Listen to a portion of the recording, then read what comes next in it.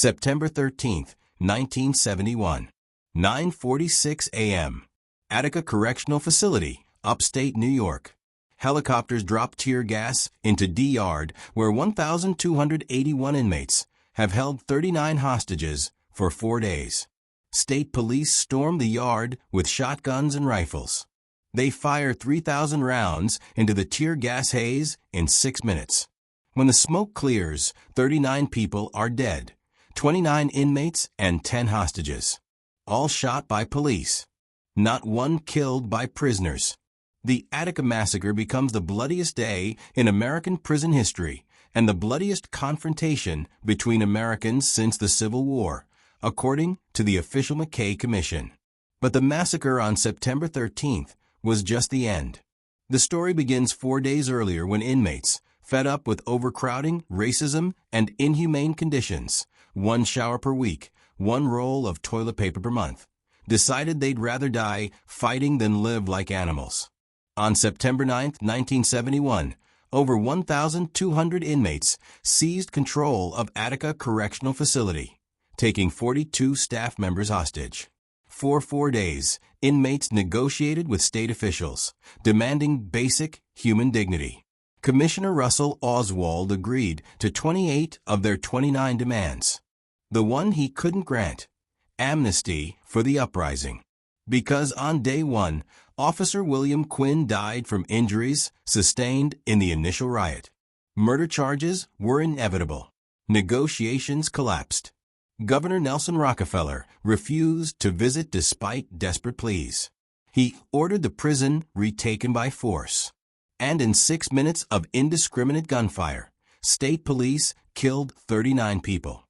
Then authorities lied, claiming inmates had slit hostages' throats. Autopsies proved every hostage died from police bullets. The cover-up failed. The truth emerged. Attica changed everything. This is the story of those 11 days, told from inside the prison where inmates fought for humanity and the state responded with a massacre. Before we go inside the bloodiest prison uprising in American history, where 39 people died in 6 minutes of police gunfire, subscribe to this channel right now. We document the most extreme true crime and prison stories that expose how broken the system is. Hit that button and turn on notifications. Now let's go back to September 9, 1971, and witness how a prison revolt over toilet paper and dignity ended in massacre. Summer 1971. Attica Correctional Facility houses 2,243 inmates in a facility designed for 1,600. Overcrowding is severe. Conditions are medieval. Inmates are allowed 1 shower per week. They receive 1 roll of toilet paper per month. The food is inedible. Medical care is non-existent. Guards are all white. Inmates are 54% black and significant Puerto Rican population. Racism is institutional. Guards call inmates racial slurs openly. Beatings are routine. Censorship is total. Letters heavily redacted, political literature banned. Newspapers restricted. Inmates work prison jobs for pennies per day while generating millions in revenue for the state. They have no legal representation at parole hearings.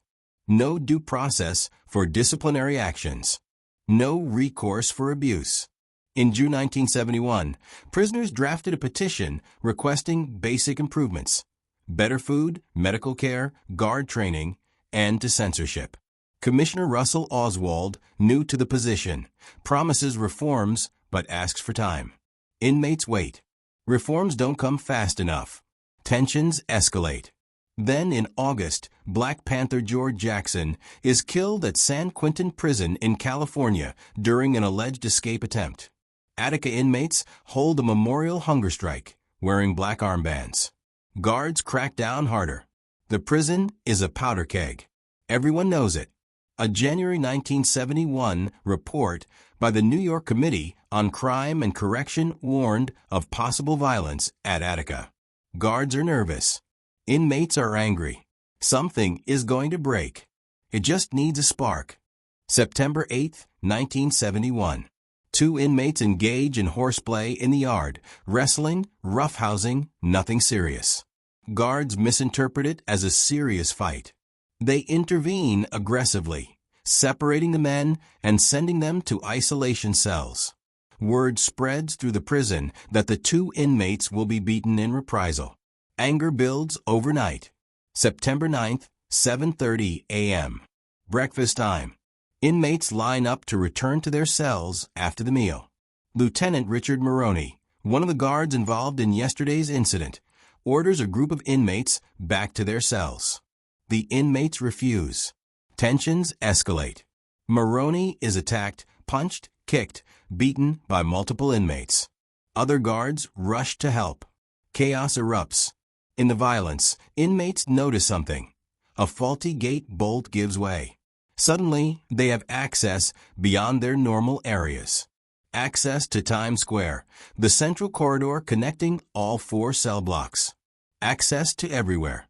Frank Big Blacksmith, a 25-year-old inmate serving time for robbery, sees the open gate and makes a split-second decision. Take the prison or submit to inevitable reprisals. "We're taking this," he shouts. Other inmates surge forward. Using pipes, chains, baseball bats, weapons fashioned from prison materials, they overpower guards throughout the facility. Within minutes, inmates control 3 of 4 cell blocks. Guards are grabbed, disarmed, taken hostage. Officer William Quinn tries to close a gate manually to prevent inmates from accessing the administration area. Inmates reach him first. They beat him viciously, clubs, fists, boots. Quinn goes down with a severe head injury. He's pulled to safety by other guards, but he's badly hurt. By noon, 1,281 inmates control most of Attica Correctional Facility. They hold 42 staff members hostage in D-Yard, a large outdoor exercise area surrounded by 35-foot walls. September 9th, 12 p.m. D-Yard is now inmate territory. 39 hostages, mostly guards, plus a few civilian employees, are blindfolded and held in a tight circle in the center of the yard. Inmates armed with clubs, knives, and makeshift weapons surround them. But something unexpected happens. Organization. Frank Big Blacksmith, the imposing 6 feet 4 inches inmate who helped lead the takeover, appoints himself head of security. His first order: protect the hostages. Nobody touches them, Big Black orders. They're our insurance. We hurt them, we're dead. We protect them, we have leverage. Despite being prisoners, holding guards captive, many inmates treat their hostages with surprising humanity. They bring food and water. They allow hostages to use bathrooms. They form human chains around them to prevent more radical inmates from causing harm. Officer Michael Smith, one of the hostages, later recalls, "I thought I was going to die that first day. But Big Black and the security committee actually protected us from inmates who wanted revenge. They saved our lives multiple times." Meanwhile, inmate leaders draft demands. L.D. Barkley, a 21-year-old articulate inmate, emerges as chief spokesman. Barkley is intelligent, educated, politically aware. He frames the uprising not as a riot, but as a rebellion for human rights. The demands are presented to authorities: better food, medical care, religious freedom, end to censorship, more phone privileges, legal representation at parole hearings, removal of the superintendent. And one more: federal takeover of Attica, because inmates don't trust New York State to honor reforms. By evening, the standoff is established. Inmates control D-Yard with hostages. State police surround the prison. Negotiations are about to begin. September 10th, 1971. Commissioner Russell Oswald arrives at Attica to negotiate. Inmates request civilian observers, people they trust to witness negotiations and ensure promises are kept. They specifically request Herman Badillo, U.S. Congressman; Tom Wicker, New York Times journalist; William Kunstler, civil rights attorney; Bobby Seale, Black Panther co-founder, and others. 28 civilians eventually arrive as observers. Tom Wicker enters the yard and is stunned by what he sees. These men had created order from chaos. They had leaders, security, medical teams. They'd organized a functioning society in 24 hours. And they were treating hostages humanely despite years of abuse by those same guards. L.D. Barkley presents the inmates' demands with eloquence and passion. He doesn't ask for luxuries. He asks for dignity. 1 shower per week. 1 roll of toilet paper per month. These aren't prisoners demanding freedom. These are human beings demanding to be treated as human. Commissioner Oswald listens. He's actually sympathetic. He agrees to 28 of the 29 demands. He promises reforms, better conditions, better treatment, an end to the worst abuses. But there's one demand he cannot grant: amnesty. Because at 10 p.m. September 10th, Officer William Quinn dies from his head injuries sustained during the initial riot. Murder charges are now inevitable. Someone will be prosecuted for his death. Amnesty is impossible. When inmates learn Quinn died, the mood shifts. They know what's coming. If they surrender now, murder charges await. If they hold out, the state will eventually retake the prison by force. Either way, they're facing severe consequences. The negotiations continue, but the shadow of Officer Quinn's death hangs over everything. Amnesty is the one demand that matters most. And it's the one demand the state cannot grant. September 10th to 12th, 1971. 3 days of negotiations. The mood in D Yard fluctuates between hope and despair.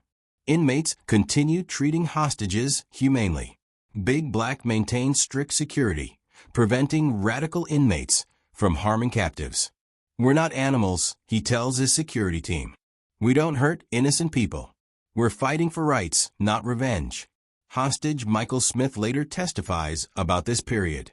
"They fed us their own food. When it rained, they gave us their blankets." Big Black personally stopped multiple attempts by other inmates to harm us. Without him, we'd all be dead. But tensions are rising. Some inmates want to make a more forceful statement. They prepare defensive positions. Trenches dug, metal gates electrified, crude battlements constructed from tables and dirt. They're preparing for assault. Outside, hundreds of state troopers arrive. Governor Rockefeller monitors the situation from New York City, but refuses to come to Attica. Civilian observers plead with him to visit. His presence might break the deadlock. Hostages beg him to come. Commissioner Oswald urges him to visit. Rockefeller refuses every request. Later, he'll claim visiting would have shown weakness. On September 12th, negotiations reach an impasse. Oswald has agreed to 28 demands. He cannot grant amnesty. Inmates cannot surrender without amnesty. Quinn's death means murder charges. The standoff continues. Rockefeller and Oswald privately resolve. If the next ultimatum is refused, they'll retake the prison by force. That night, inmates in D Yard sense what's coming. Some pray. Some write letters to families they'll never see again. Some sharpen their makeshift weapons. They know the end is near, and they know it will be violent. September 13th, 1971, 8:25 a.m. Commissioner Oswald enters D Yard for one final attempt at peaceful resolution. Civilian observers convinced him to make one last appeal. Oswald addresses the inmates. "I want to continue negotiations with you. Release the hostages and accept the settlement we've offered." But there's a crucial omission. He doesn't tell them negotiations have ended. He doesn't tell them Governor Rockefeller has ordered the prison retaken by force within the hour. He presents it as though talks can continue. Inmates discuss Oswald's offer. The debate is intense. Some want to accept, take the reforms offered, and face consequences. Others refuse. Without amnesty, they're walking into murder charges and decades in prison anyway. L.D. Barkley speaks. "We are men. We are not beasts, and we do not intend to be beaten or driven as such."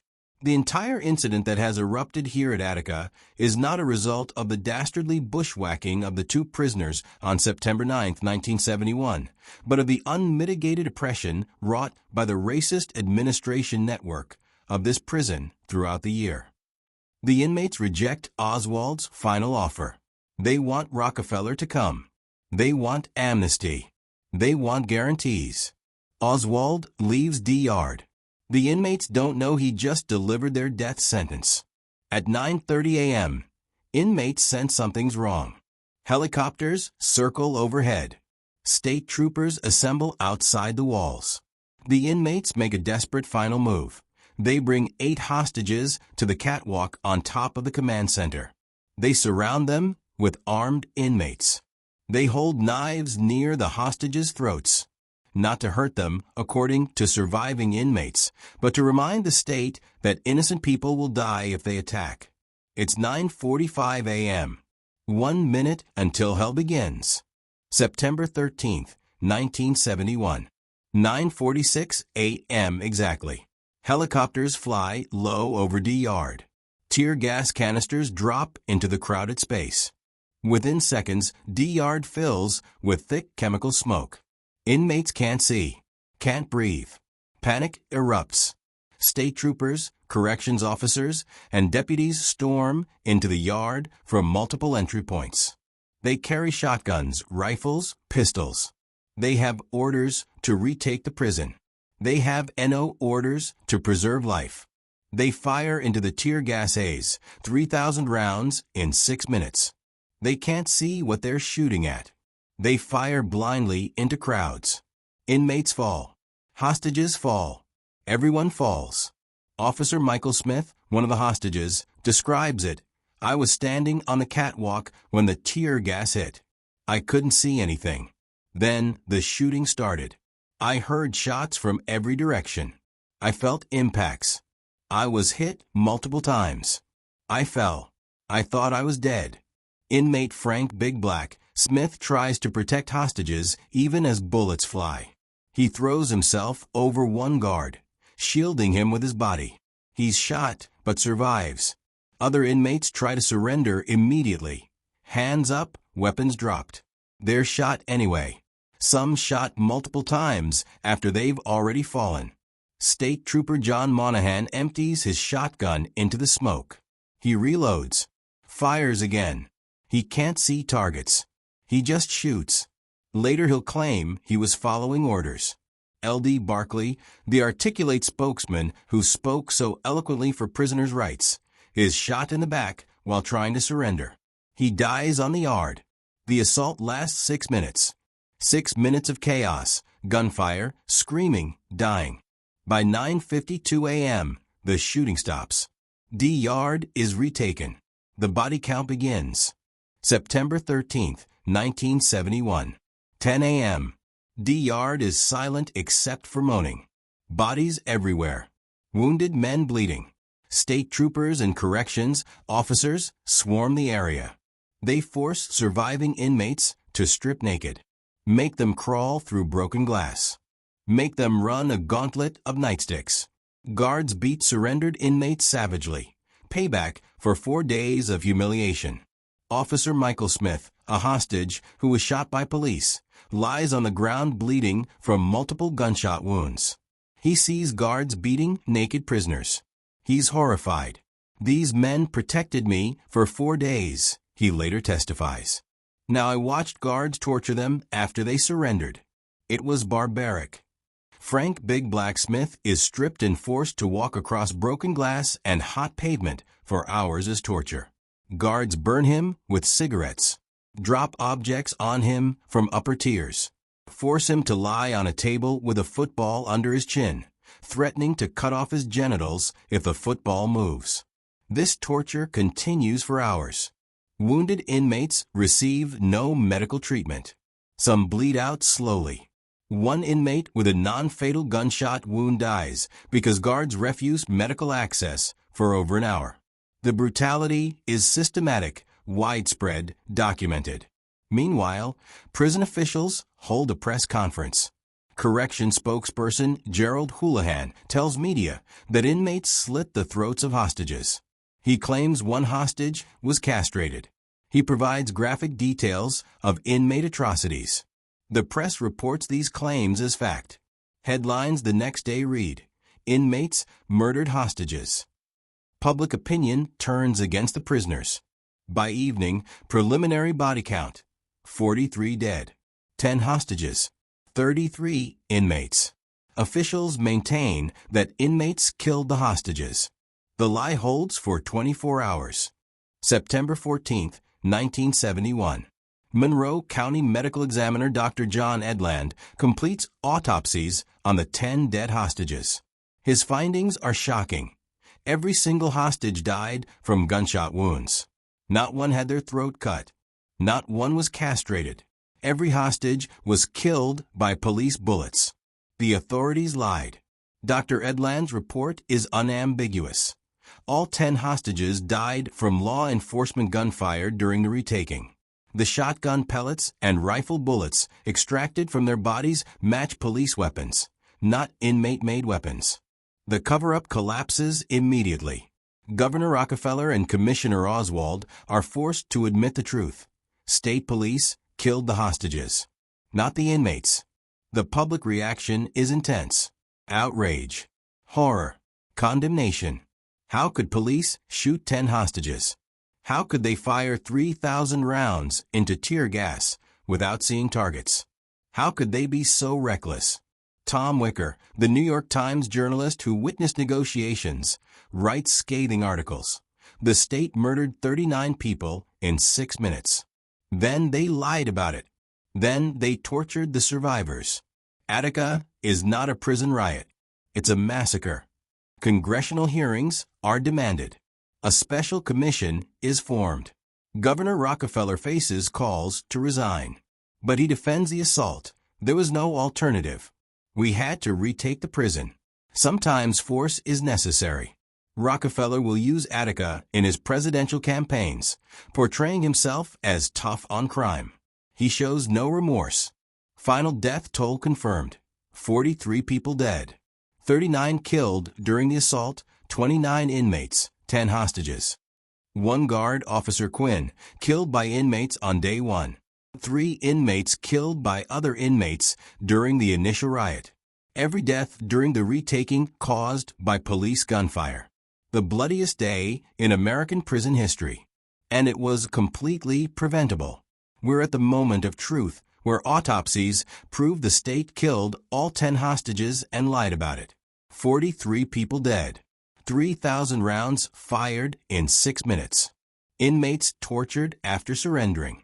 If this story is shocking you, hit that like button right now and comment. Was Attica a necessary police action or a state-sponsored massacre? Should Rockefeller have faced charges? Keep watching as we see the aftermath and how Attica changed American prisons forever. Frank Big Black Smith survived Attica, but barely. During the assault, he threw himself over a hostage guard to protect him from police gunfire. He was shot, but not fatally. After the retaking, guards singled him out for especially brutal torture. They knew he was the head of security during the uprising. They blamed him personally. Guards forced Big Black to strip naked and walk across broken glass and hot pavement for hours. They burned him with cigarettes, over 40 burn marks documented later. They beat him with nightsticks until bones broke. They forced him to lie on a table with a football under his chin, threatening to castrate him if it moved. For hours this torture continued. Years later, Big Black testified about Attica with remarkable composure and lack of bitterness. I did what I thought was right. We treated those hostages humanely. We fed them our own food. We protected them from inmates who wanted revenge. And when the state came in shooting, I tried to save lives. Big Black's testimony was crucial in the civil rights lawsuit filed by inmates. In 2000, the state settled for $12 million, admitting that inmates' constitutional rights were violated during and after the retaking. But the settlement came too late for Big Black.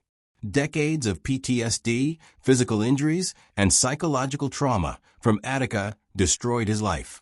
He spent years in and out of prison on other charges, unable to escape the violence that defined his existence. In interviews before his death in 2004, Big Black never expressed regret for Attica. "We stood up like men. We demanded to be treated as human beings. They killed 39 of us for asking for dignity." That tells you everything about the system. In the aftermath, New York Attorney General Louis Lefkowitz convenes a special grand jury to investigate criminal acts during the uprising. The investigation is remarkably one-sided. 62 inmates are indicted for over 1,200 criminal acts. They face charges including murder, assault, kidnapping, rioting. Only one state trooper is indicted. Only one. Trooper Gregory Wildridge is charged with reckless endangerment for firing repeatedly into a mixed crowd of inmates and hostages. That's it. No charges for the 39 killings. No charges for the torture of surrendered prisoners. No charges for the systematic brutality documented by dozens of witnesses. The disparity is obvious and outrageous. 62 inmates indicted. One trooper. The trials of the inmates begin in 1974. They're showcases of selective justice. Prosecutors admit the state killed the hostages, but argue inmates created the conditions that made the assault necessary. By 1975, after 5 inmate trials have resulted in acquittals or mistrials, prosecutors quietly stop. No further indictments against inmates are brought. The one trooper indicted is never convicted. Not a single law enforcement officer faces consequences for killing 39 people or torturing hundreds of survivors. In 1976, Special Prosecutor Malcolm Bell resigns in protest, writing a scathing report alleging his superiors actively covered up police crimes at Attica. His 160-page report documents systematic obstruction of justice. No one is charged based on his findings. The message is clear. The state can kill 39 people, lie about it, torture survivors, and face zero consequences. But inmates who rebelled for better conditions, even though they protected hostages and killed no one during the retaking, faced decades of prosecutions. 1,281 Attica inmates file a civil rights lawsuit. Cunningham versus Rockefeller, later Cunningham versus Carey. They allege violations of their constitutional rights, cruel and unusual punishment during and after the retaking. They seek $2.8 billion in damages. The state fights the lawsuit aggressively. For 18 years, it drags through courts. The state argues that inmates forfeited their rights by rioting, that any force used was necessary, that any brutality was isolated incidents, not systematic policy. In 1991, the case finally goes to trial. Evidence presented includes testimony from Big Blacksmith about being tortured, medical records showing inmates were denied treatment for gunshot wounds, photographs of injuries from beatings, testimony from corrections officers admitting they participated in torture. In 1992, a jury rules that inmates' constitutional rights were violated, but they exonerate 3 of 4 prison officials, finding only Deputy Warden Carl File personally liable. The inmates appeal, arguing the verdict doesn't reflect the systematic nature of the abuse. The case drags on. In January 2000, 26 years after filing, the state finally settles. New York pays $12 million, $8 million to former inmates and their families for $1 million for legal fees. The state admits no wrongdoing. $12 million divided among 1,281 inmates equals roughly $9,300 per person. For torture, for constitutional violations, for being shot, beaten, and brutalized. $9,000 per victim. The surviving corrections employees file their own lawsuit. In 2005, the state settles with them for $12 million. The same amount paid to 1,281 inmates is now paid to a much smaller group of hostages. The hostages deserved compensation. They suffered trauma and injuries. But the disparity in per-person payouts is stark. The survivors of Attica live with PTSD, physical disabilities, and psychological trauma that no amount of money can heal. October 1971, 1 month after Attica. Governor Rockefeller appoints the New York State Special Commission on Attica, led by Robert McKay, Dean of NYU Law School.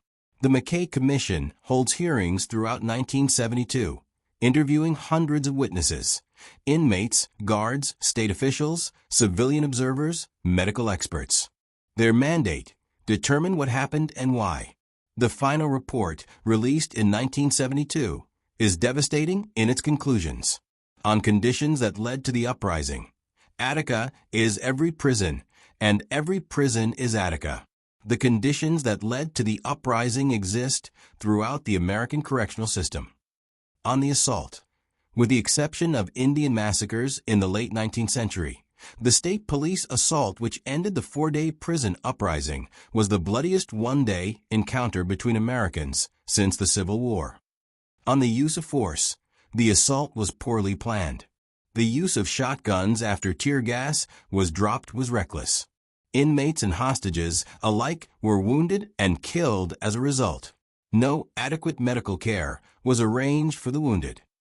On the aftermath, the evidence reveals a pattern of beatings, threats, and reprisals against inmates that was so pervasive that it could not be dismissed as the actions of a few isolated individuals.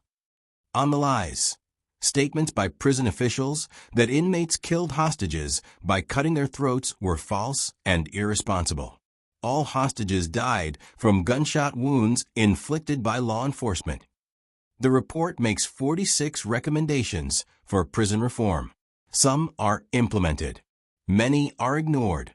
But the McKay report becomes the definitive account of Attica, a damning indictment of how the state handled the crisis, and a blueprint for prison reform that largely goes unheeded. After Attica, some reforms did occur. Not enough. Not everywhere. But Attica forced America to acknowledge that prisons were medieval torture chambers. Food improved in many prisons. Hygiene standards increased. Medical care became slightly more available. Recreational and educational programs expanded. Censorship of mail relaxed in some facilities. The worst physical brutalities decreased, not eliminated, but reduced. Inmates gained some basic rights. Legal representation at parole hearings in some states, grievance procedures to challenge conditions, access to law libraries. Prison conditions across America are measurably better now than in 1971. That's Attica's legacy. But the fundamental problems remain. Overcrowding continues. Racism persists. Guards still abuse prisoners. Solitary confinement is used extensively despite evidence. It causes psychological damage. Private prisons profit from mass incarceration. The U.S. still has the world's largest prison population. 2 million people incarcerated. 25% of the world's prisoners, despite having only 5% of global population. Attica sparked reforms, but didn't fundamentally transform the system. The same conditions that led to the uprising, overcrowding, dehumanization, racism, lack of dignity, still exist in prisons across America. Inmates today still fight for basic humanity, and occasionally they still riot. But no uprising since Attica has been as large, as organized, or as deadly. The state learned from Attica too. Move faster, use more force, never negotiate. Modern prison riots are suppressed quickly and brutally. Attica was a historic moment. It changed American prisons, but it didn't fix them. The hostages survived Attica, but never truly escaped it. Officer Michael Smith spent 4 days blindfolded in D-Yard, surrounded by inmates, certain he would die. Then on September 13th, he was shot multiple times, by state police, not inmates. He survived, but carries the bullets and trauma forever. The inmates protected me, Smith testified. Big Black and the security team stopped other prisoners from hurting us. They fed us, gave us blankets when it rained. Then my own people shot me. I was more in danger from state police than from the inmates holding me.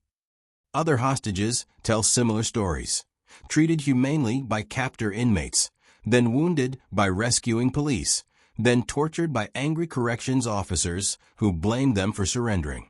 Many hostages developed severe PTSD. Some committed suicide years later. Some turned to alcohol or drugs to cope. Some divorced, unable to maintain relationships after Attica's trauma. The state's settlement with hostages in 2005, $12 million total, doesn't begin to compensate for destroyed lives. One hostage's widow said, "My husband survived Attica, but he died from it anyway. 20 years of nightmares, alcoholism, failed mental health treatment. He put a gun in his mouth in 1991. Attica killed him as surely as if he'd died in D-Yard." The hostages are the forgotten victims of Attica. They weren't killed by inmates. They were shot by police, then abandoned by the system that sent them into harm's way. Their stories complicate the narrative. Who were the good guys and who were the bad guys when hostages say inmates protected them and police shot them? The civilian observers who witnessed Attica negotiations carry their own trauma and guilt. Tom Wicker, the New York Times journalist, spent 4 days in negotiations. He saw inmates create order, saw them treat hostages humanely, saw them articulate demands that were reasonable and just. He pleaded with Governor Rockefeller to visit. Rockefeller refused. After the massacre, Wicker wrote, "We saw men trying to be men. We saw them asking for dignity. And we watched the state murder 39 of them rather than grant basic human rights. I will carry Attica with me forever." Congressman Herman Badillo, another observer, said, "The inmates' demands were not radical. 1 shower per week. 1 roll of toilet paper per month. These men were asking to be treated as human beings. The state chose bullets over toiletry." William Kunstler, the civil rights attorney, tried desperately to prevent the assault. He begged Rockefeller to come. He warned that force would result in mass death. He was ignored. After Attica, Kunstler dedicated his career to prisoners' rights. The observers weren't naive. They knew the inmates had committed crimes. They knew Officer Quinn died on day 1. But they also saw the humanity in D-Yard, the organization, the restraint. They saw inmates could have killed hostages, but chose to protect them instead. And they saw the state choose violence when dialogue was still possible. Years later, most observers said the same thing. Attica didn't have to end in massacre. Negotiations were working. Progress was being made. Rockefeller's refusal to visit and his order to retake by force doomed any peaceful resolution. Governor Nelson Rockefeller never apologized for Attica. He defended the assault until his death in 1979. In testimony before the McKay Commission, Rockefeller stated, "I felt there was no alternative. The prisoners had killed Officer Quinn. They held hostages with knives to their throats. Negotiations reached an impasse. Force was necessary. But Rockefeller's refusal to visit Attica remains indefensible. Every civilian observer begged him to come. Hostages pleaded for his presence. Commissioner Oswald urged him to visit. Many believe Rockefeller's visit could have broken the deadlock, given inmates the respect they craved, provided face-saving for both sides. Rockefeller refused, later saying his presence would have shown weakness. Critics note different motivations. Rockefeller was positioning himself for a presidential run, being seen as tough on crime, unwilling to negotiate with criminals, served his political ambitions. Attica became a talking point. He didn't back down, didn't coddle inmates, took decisive action. The 39 dead were acceptable casualties for his political brand. Rockefeller ran for president in 1968, 1972, and 1976. He failed each time. He served as vice president under Gerald Ford from 1974 to 1977, but never achieved the presidency. Attica likely didn't hurt his political career. The law and order voters approved of his hardline stance. But history has judged him harshly. Rockefeller is remembered for Attica more than any policy achievement. And Attica remembers him as the man who ordered 39 deaths rather than grant inmates dignity. September 9, 2021. 50 years after the uprising. Survivors, families, advocates gather at Attica for a memorial. Frank Big Black Smith died in 2004, but his family attends. L.D. Barkley's family is there. He was 21 when shot in the back during the retaking. Families of the 10 dead hostages attend. Everyone aged by 5 decades, but trauma still fresh. Speakers remember the 43 who died. They demand justice that never came. They call for continued prison reform. New York Governor Kathy Hochul issues a formal statement acknowledging the state's failures at Attica. The first such admission from a sitting governor. But it's just words. No prosecutions ever occurred. No one faced consequences for killing 39 people. Surviving inmates speak about ongoing trauma, about nightmares that never end, about the sounds of gunfire they still hear 50 years later. One survivor, now in his 70s, I dream about D-Yard every night. I see LD falling. I see hostages bleeding. I see troopers firing into smoke. 50 years, and it won't leave me alone. The memorial is somber, angry, hopeful, despairing all at once. Attica changed American prisons. But not enough. Not nearly enough. Prisoners still fight for dignity. The system still responds with force. Mass incarceration continues. Attica's lessons were learned and then forgotten. Attica Correctional Facility still operates today. It houses approximately 800 inmates, significantly fewer than the 2,243 in 1971. Conditions are better. Food is edible. Hygiene is maintained. Medical care exists. Recreation and education programs are available. It's still a maximum security prison, still unpleasant, but not medieval. D-Yard, where 39 people died, still exists. Inmates use it for recreation. A small monument marks the site. Guards work there every day, walking the same ground where their predecessors tortured surrendered prisoners 50 years ago. Does Attica remember? Or has it forgotten? The uprising lasted 4 days. The assault lasted 6 minutes. 43 people died. Thousands more were traumatized. The state lied, covered up, and faced zero consequences. Inmates fought for humanity and were massacred. Hostages were shot by their rescuers. Survivors on both sides live with permanent scars. And American prisons continue operating with many of the same problems that sparked Attica. The McKay Commission concluded, Attica is every prison, and every prison is Attica. 50 years later, that statement remains true. Overcrowding, racism, dehumanization, inadequate care. The conditions that led to Attica persist across American corrections. We've made improvements, but we haven't solved the fundamental problem. We treat prisoners as less than human. And when they demand to be treated as human beings, we respond with force. Attica taught us that. And we learned nothing. 43 people died at Attica. All 10 hostages killed by police, not inmates. Inmates treated hostages humanely for 4 days. Then the state fired 3,000 rounds in 6 minutes and tortured survivors. No one faced consequences. If this story disturbed you, subscribe for more prison documentaries that expose the truth. Comment below. Was Attica a necessary police action or a state-sponsored massacre? Should Rockefeller have faced charges? Thanks for watching. And remember, Attica changed American prisons, but the same conditions that sparked the uprising still exist today. We learned from Attica. Then we forgot.